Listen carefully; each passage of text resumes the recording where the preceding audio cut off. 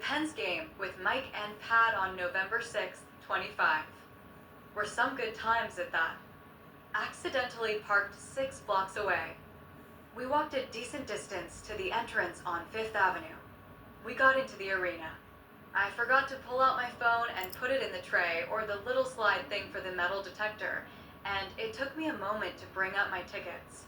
We walked up to the FNB entrance and played bubble hockey for a while. We tried to play the Philadelphia Flyers and Pens one, but it wasn't working. I tried to slam hockey pucks into the little squares there near the bubble hockey, and I couldn't hardly get any up and into the squares when they lit up. So we, Mike Ipu and I, played the Canadian versus USA Olympic team bubble hockey game. I got to be Canada, and one of the US Sure players have broken stick. So we had to lift up the whole bubble hockey thing to get that player to reach the puck when it came to the player, with the short stick that was broken off. Even though none of my bubble Canadian Olympic team sticks were broken, Mike beat me 6-0. Was so close to scoring on him a couple times, just couldn't properly finesse getting the puck in his goal. Mike took his turn at hitting the plastique signs when they lit up with hockey puck.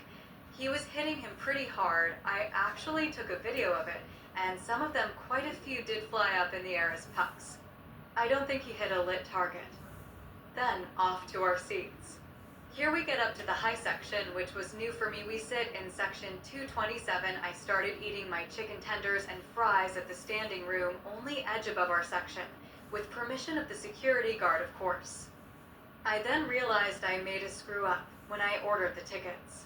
I could barely get my legs to fit between the seat in front of me and where I was sitting, so I had to hang my feet and legs over the seat in front of me, and I couldn't bend my knee all the way.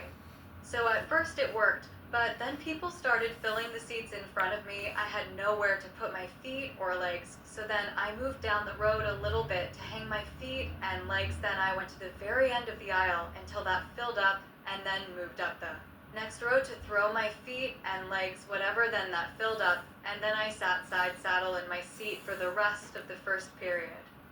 It was kind of ridiculous, LOL. Then we tried to scout out seats, get roomier ones when people didn't use them, that no one returned to sit in them, but we were getting told to move along by some of the security in some areas, ramps to sections too long, or along walls facing the ice. Because we eventually had to go to AARGH seats so we didn't get caught and have contested seats. I just finally went to guest services on the first level here. I said, you know what, I screwed up on ordering my seats. I can't fit my legs in there, and they said all we have is 2 in, so they were handicapped accessible.